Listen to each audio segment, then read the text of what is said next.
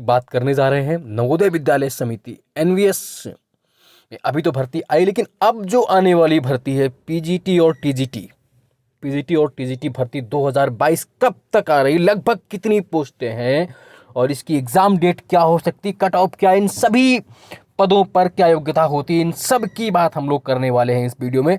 तो ध्यान से इस वीडियो को देखें, लाइक सब्सक्राइब और शेयर करना ना भूलें, क्योंकि नवोदय के लिए एक अच्छी वैकेंसी 2019 के बाद से पीजीटी और टीजी की भर्ती नहीं आई है, तो अब आने की उम्मीदें हैं। क्या पैटर्न होता है इसका, कितनी सीटें खाली हैं और कैसे वैकेंट होता है, इन सब की जानकारी हम लोग करेंगे।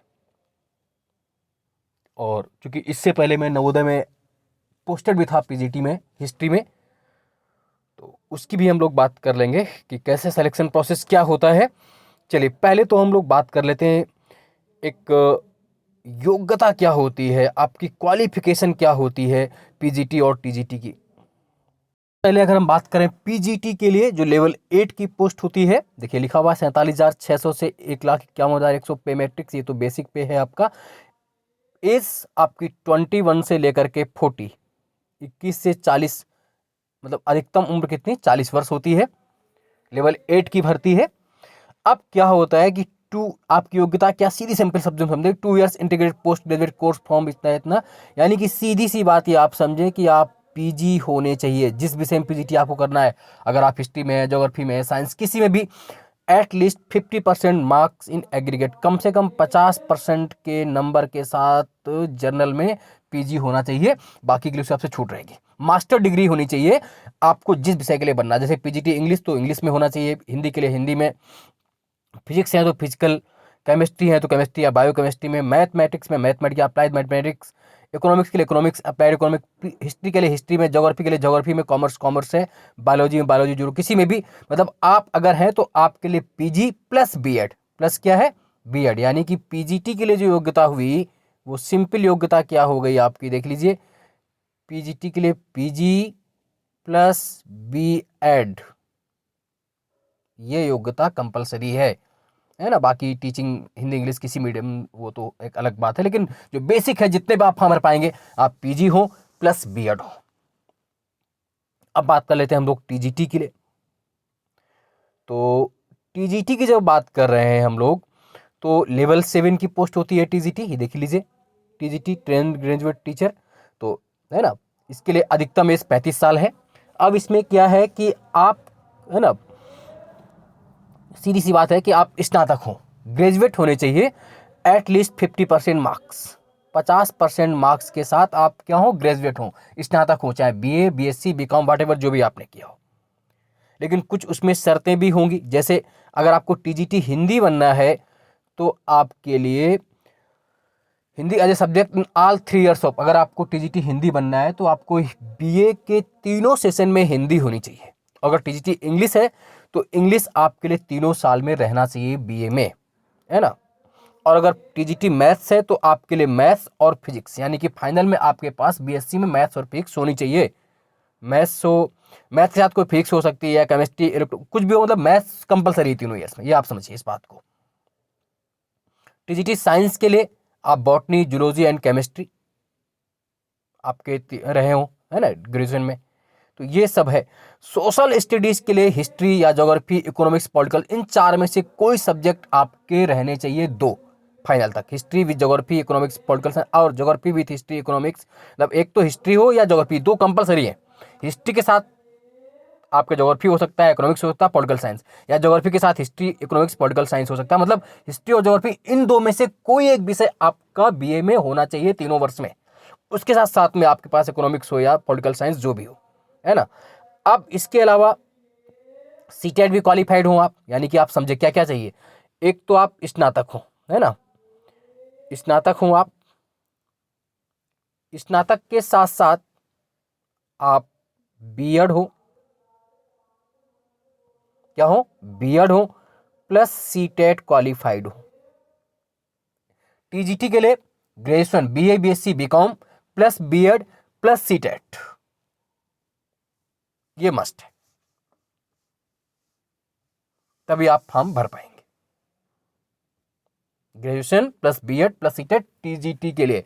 और टीजीटी जैसे मैथमेटिक्स है तो टीजीटी मैथमेटिक्स के लिए फिजिक्स होनी चाहिए, मैथ के साथ फिजिक्स या केमिस्ट्री जो भी, और साइंस के लिए केमिस्ट्री जूलॉजी बॉटनी, और टीजीटी एसएसटी के लिए हिस्ट्री और ज्योग्राफी एक विषय तो इन दो में से एक होगा ही होगा। और इसके साथ साथ चाहे आप ज्योग्राफी हो, चाहे पॉलिटिकल साइंस, चाहे इकोनॉमिक्स, कुछ भी हो, उन चार है ना वो। और अगर हिंदी बनना है टीजीटी हिंदी, तो बीए के तीनों वर्षों आपके साथ हिंदी रही हो। तो ये योग्यता हो गई।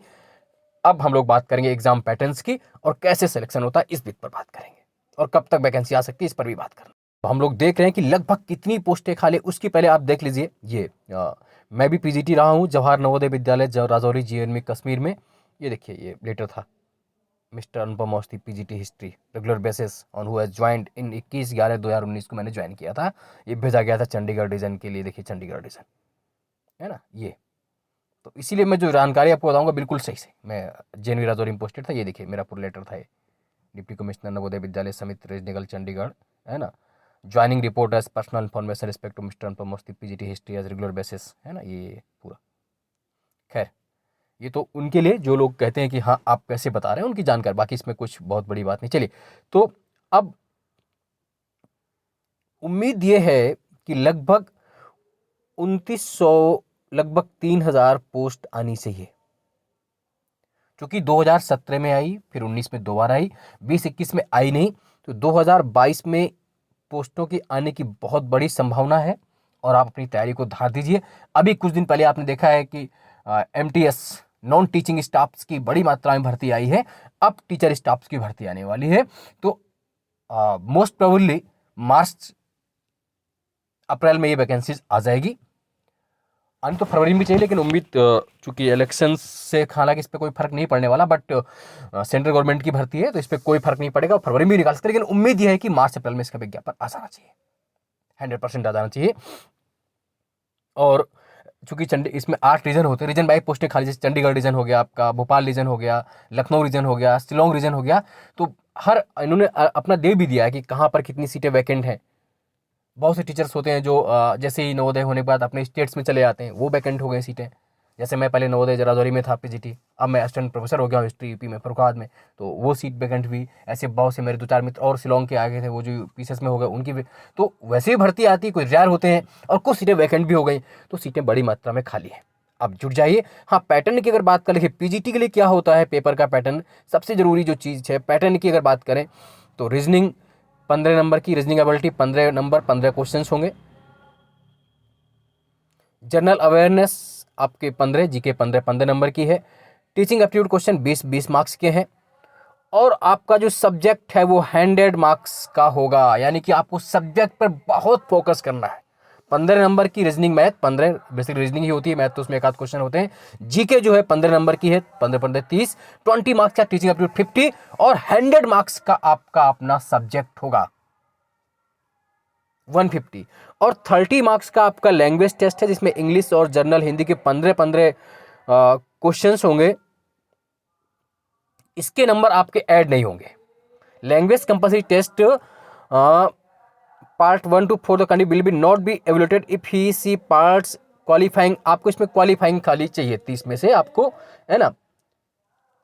मतलब इसके हालांकि जब मैंने पास आउट किया था तब 180 का था, और ये 30 मार्क्स भी ऐड हुए थे। बट अभी जो पैटर्न है उसमें ये आपका लैंग्वेज वाला पार्ट क्या है, सिर्फ क्वालिफाइंग नेचर का है। क्या है, सिर्फ क्वालिफाइंग नेचर का है। 30 है, इसके मार्क्स जुड़ेंगे नहीं, आपका 150 में मेरिट बननी है। उसके बाद आपका इंटरव्यू होगा, साक्षात्कार, हाँ, लेकिन इसको क्वालिफाइंग करना है।